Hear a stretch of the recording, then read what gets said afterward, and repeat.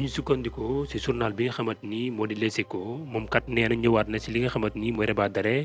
bi avocat Ousmane Sonko yi déposé fi nga xamante ni moo di Cour suprême nee na nag ñi nga xamante ni ñoo ci siis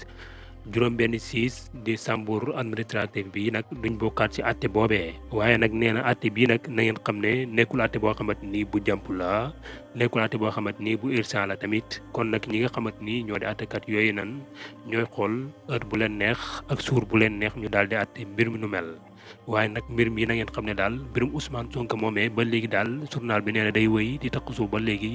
fi nga xamante ni moo di Cour suprême googee ndax nag nee na ñi ko avocat yi bëggee woon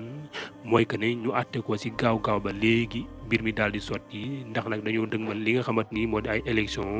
kon amuñu jot nekk fii di xaar bu yàgg waaye nag journal bi daal nee na li nga xamante ni moo di mbir moomee rabat d'arrêt boobee ñoom ñooy xool li nga xamante ni mooy heure bu leen neex ñu daal di koy àttee waaye nekkul nag àtte boo xamante ni